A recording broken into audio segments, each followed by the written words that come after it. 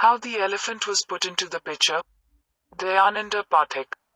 One day Maharaja Narnarayan, the king of the Koch kingdom, was spending his time with the scholars assembled in his royal palace. Srimanta Sankardeva was also present there. After long discussions on this and that point, the king requested the scholars about his interest in the Bhagavata Purana. He wanted the scholars to explain the contents of the holy book to him in a single day. The scholars present looked at one another. They exchanged speechless messages amongst themselves over the queer proposal of the king. How can that be possible?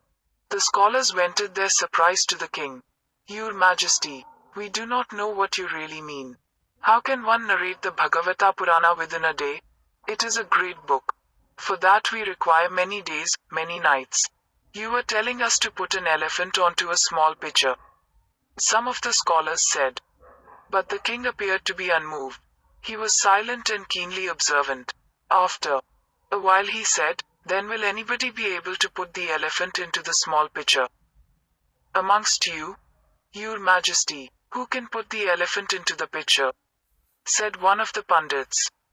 "If someone can do that, we will also be able to narrate the Bhagavata Purana at least within 10 days or 9 days. One of the pundits remarked. "In that case I will do the same within 7 days. Another pundit said. "O King, Bhagavata Purana is a magnificent work. It cannot be narrated within a day or two. If one tries to do that, he will be trying to push an elephant into a small pitcher. It is simply impossible." Another Brahmin pundit said. The king was listening to the words of the pundits. "Then, how long would you take to explain the holy book to me?" The king wanted to know. "Maybe within 10 days. One of the pundits said. "But that will also be possible.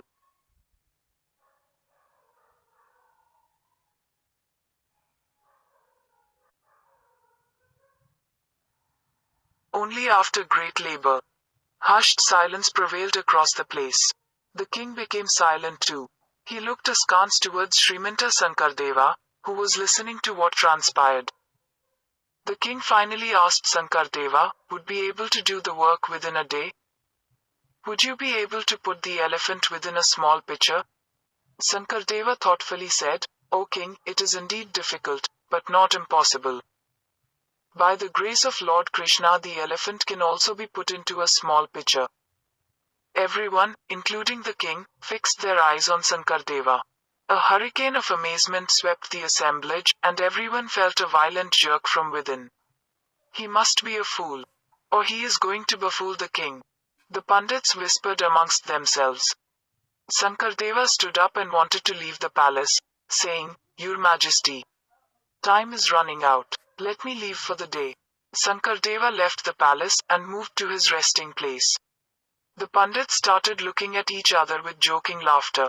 However, they tried their best to suppress their laughter before the king.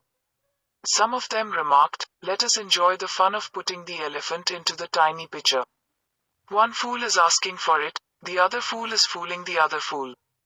Now it is our time to see and enjoy."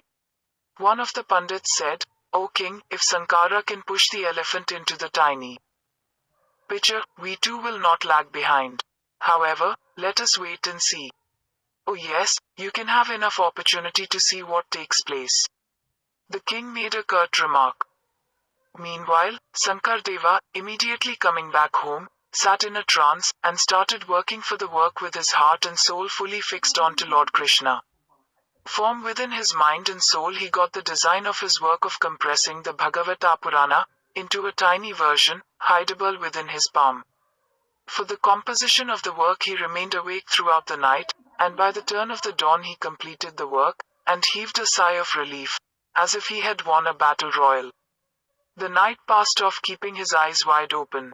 He looked at the sky to say something. He got a reply from the blues of the sky. After some pensive moments he named his composition Gunamala, the name of the elephant pushed inside the pitcher. After getting himself freshened in the morning after a sleepless night, he tucked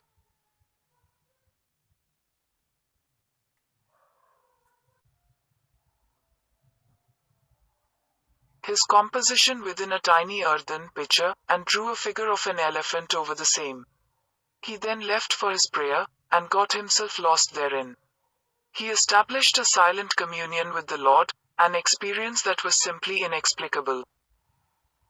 After the prayer, Sankardeva left for the palace of the Koch king with the frantic steps ahead with the pitcher in his hand.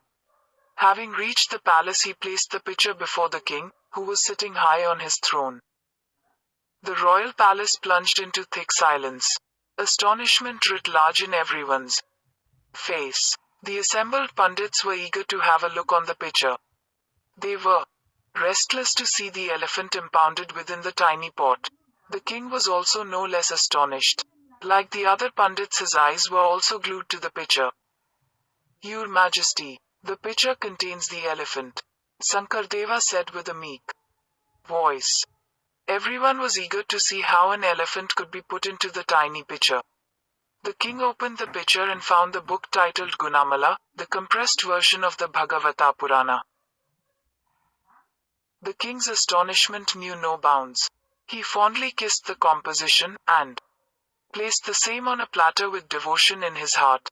His astonishment was vented in his total visage. He thought, Bhagavata Purana is larger than 1,000 elephants.